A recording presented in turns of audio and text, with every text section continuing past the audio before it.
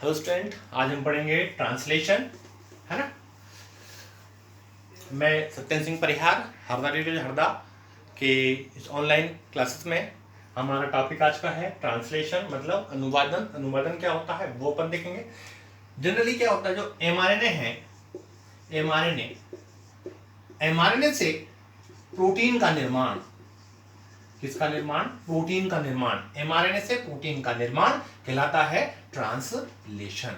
क्या कहलाता है? ट्रांसलेशन या अनुवादन कहलाता है। अब हम बात ये कर रहे हैं, जो प्रोटीन है, प्रोटीन का जो मॉलिक्यूल है वो किससे मिलकर बना होता है? प्रोटीन का मॉलिक्यूल जो है वो अमीनो एसिड से मिलकर बना होता है। किससे बना होता है? अमीनो एसिड या अमीनो अम्ल से मिलकर बना होता है। ये जो अमीनो अम्ल है, ये अमीनो अम्ल, सपोज यहाँ पर एक अमीनो एसिड, दूसरा, ये तीसरा, ये चौथा, ये पांचवा, छठवां, सातवां, इस प्रकार से एक सीक्वेंस में अरेंजमेंट है। तो ये जो सीक्वेंस है, कौन सा अमीनो एसिड कहां पर जुड़ेगा, तो इसका डिसाइड कौन करेगा? एमआरएनए करेगा, है ना। ये एमआरएनए जो इसको जो कोड कर रहा है, किसको? अमीनो एसिड्स को या अमीनो एसिड जोड़ने के लिए। तो ये जो एमआरएनए को, ये किसने कहा कि किसको सीक्वेंस में आपको जोड़ना है? इस अमीनो एसिड को सीक्वेंस में जोड़ना है।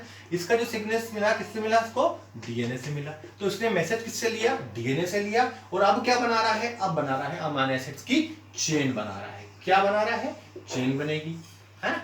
किसकी चेन बनेगी? अमीनो एसिड चेन बनेगी। इस चेन को हम क्या बोलते हैं? इस चेन को हम प्रोटीन कहते हैं। तो इस प्रकार से यहाँ पर एक चेन बनना किसका? अमीनो एसिड्स का या प्रोटीन का मॉलिक्यूल बनना ही कहलाता है ट्रांसलेशन। अब अपन देखेंगे ट्रांसलेशन की प्रोसेस कैसे होगी और कौन कौन से मॉलिक्यूल जो है वो इसमें पार्टिसिपेट करेंगे। तो अपन देखें, सबसे पहले अपन यहां पर एक मॉलिक्यूल है। फर्स्ट जो स्टेप है, स्टेप की बात करें हम, स्टेप किसकी? स्टेप ट्रांसलेशन की। तो पहली स्टेप जो होती है वो होती है एक्टिवेशन ऑफ अमीनो एसिड। किसका एक्टिवेशन? अमीनो एसिड का एक्टिवेशन। अब अमीनो एसिड यदि अपन देखें तो अमीनो एसिड का एक्टिवेशन मतलब क्या होगा वो अपन देखें। तो यहां पर जो अमीनो एसिड है, क्या फार्मूला इसका? NH2CHRCOOH।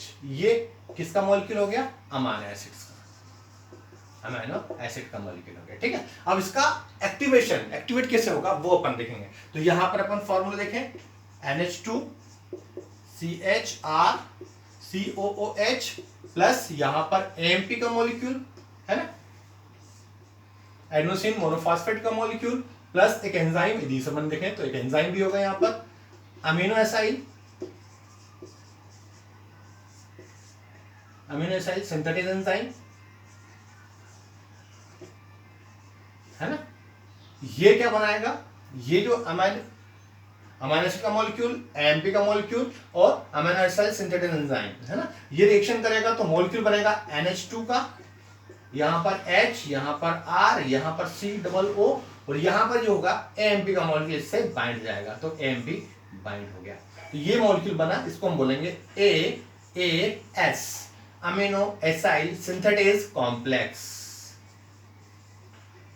ठीक है ना। तो क्या बन गया? अमीनो एसाइल सिंथेटेज कॉम्प्लेक्स का मॉलिक्यूल बन गया। तो ये जो कॉम्प्लेक्स का मॉलिक्यूल बनना ही, यदि हम देखें यहां पर, सिर्फ यहां पर अटैच क्या होगा? यहां पर अटैच होगा आप AMP का मॉलिक्यूल, ठीक है। तो ये पूरा का पूरा क्या बन जाएगा? ये बन जाएगा AAS कॉम्प्लेक्स। तो सबसे पहली रिएक्शन में क्या होगा? अमीनो एसिड्स का एक्टिवेशन होगा, ठीक है। तो ये हो गया अमीनो एसिड का एक्टिवेशन। नेक्स्ट रिएक्शन में अपन देखें, दूसरी प्रोसेस क्या होगी, दूसरी स्टेप क्या होगी? दूसरी स्टेप ये इसकी चार्जिंग ऑफ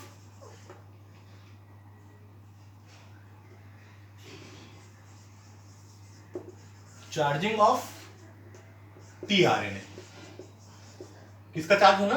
टीआरएनए का चार्ज होना। अब टीआरएनए चार्ज होना वो देखेंगे अपन। तो यहां पर मॉलिक्यूल था हमारे पास में NH2, फिर C, यहां पर H, यहां पर R, ये हो जाएगा COOH, है ना। H मतलब यहां पर AMP जाएगा, AMP का, क्योंकि हम बात कर रहे हैं किसकी?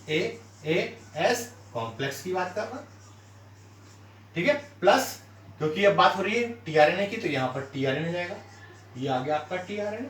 तो ये हो जाएगा आपका AAS कॉम्प्लेक्स प्लस टीआरएनए। अब क्या होगा? वही सिंथेटिक एंजाइम, सिंथेटिक एंजाइम कौन synthetic? Amino acyl synthetic enzyme. ये amino acyl synthetic enzyme reaction करेगा और ये जो पूरी प्रोसेस है कैसे हो जाएगी? ये हो जाएगा NH2, ये होगा CH, ये जाएगा R, ये हो जाएगा COO।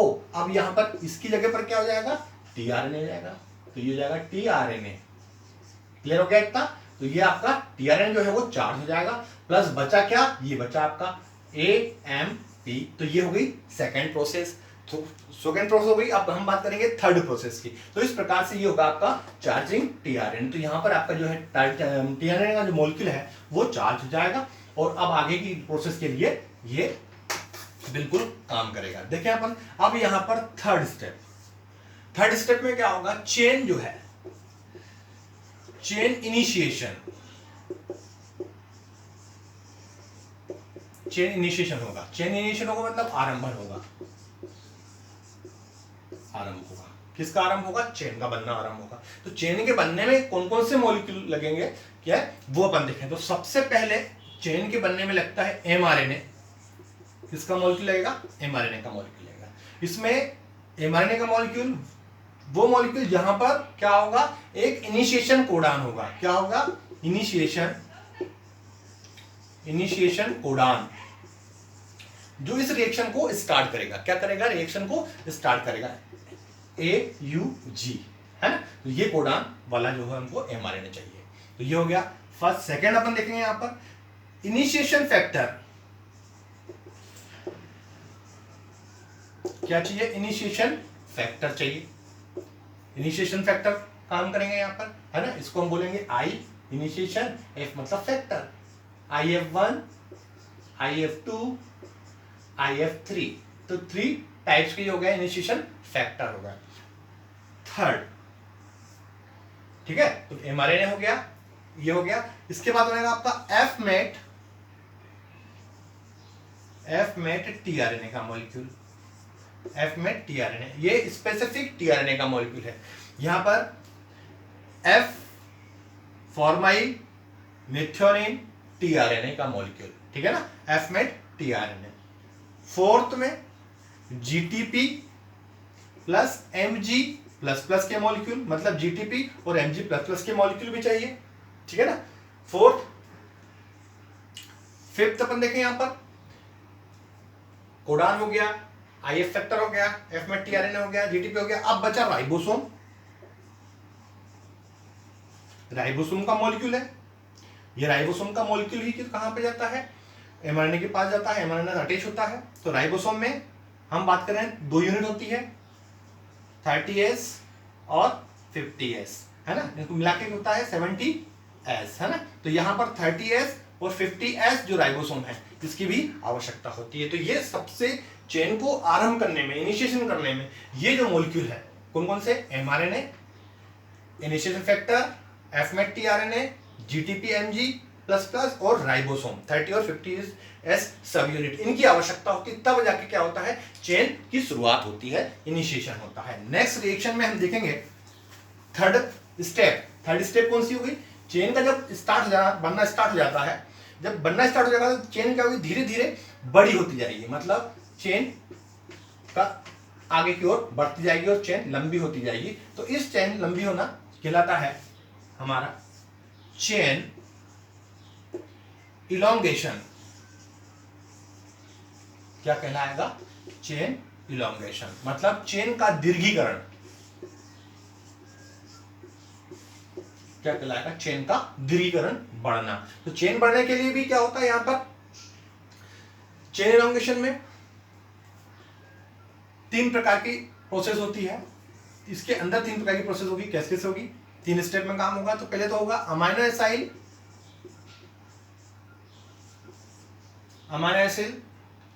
का बाइंड होना, अमाइनो एसाइल की बाइंडिंग होगी। दूसरा पेप्टाइड बॉन्ड,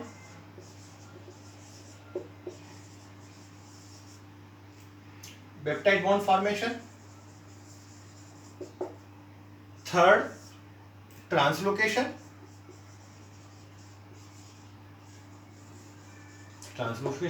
अब बात आती है अमाइनो एसाइल की बाइंडिंग साइड, मतलब ये ए साइड पर बाइंड होगा। सबसे पहले जो भी टीआरएनए आएगा, है ना, अमीनो एसिड को लेकर, वो कहां पर बाइंड होगा, ए साइड पर बाइंड होगा, है ना। इसी के नाम से इसका नाम पड़ा अमीनो एसिड बाइंडिंग साइट, है ना। नेक्स्ट हो गया peptide bond formation.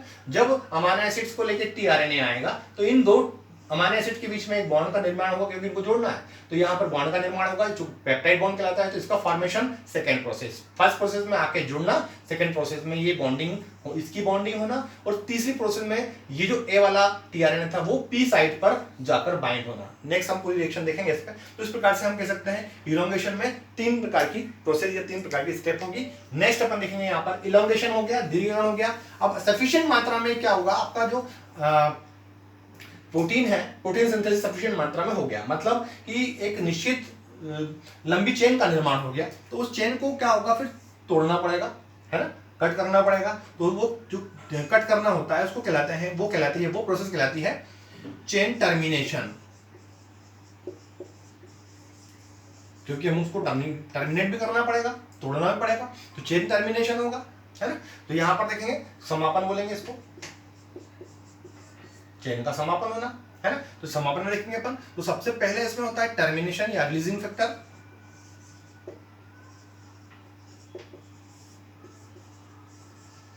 Releasing factor मतलब RF। इसमें भी 3 प्रकार के होते हैं, कौन कौन से होते हैं, RF1, RF2, RF3। तो RF1, RF2 और RF3, ठीक है, 3 फैक्टर काम करेंगे इसमें, ठीक है। और दूसरा जो इंपॉर्टेंट है, इसमें नॉनसेंस कोडान या UAA, UAG, UGA, ये है नॉनसेंस कोडान,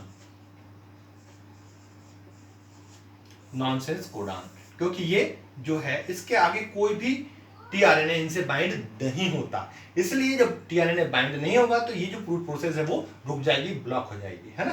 तो ये जो कोडान दिखाई दे रहे हैं, ये कोडान क्योंकि ब्लॉक करते हैं, रुकते हैं, इसके आगे प्रोटीन सिंथेसिस नहीं होता, चेन इलोंगेशन नहीं होता, इसलिए इसको बोलते हैं नॉनसेंस कोडान। तो यहां पर ये हो गया आपका टर्मिनेशन कोडान, है ना, टर्मिनेशन कोडान ही बोलते हैं, ये हो जाएगा यहाँ पर इनिशिएशन कोडान, यह हो जाएगा टर्मिनेशन कोडान। तो ये पूरी की पूरी प्रोसेस हमको ट्रांसलोकेशन में पढ़ना है। नेक्स्ट वीडियो में हम इसी को थोड़ा सा डिटेल में पढ़ेंगे।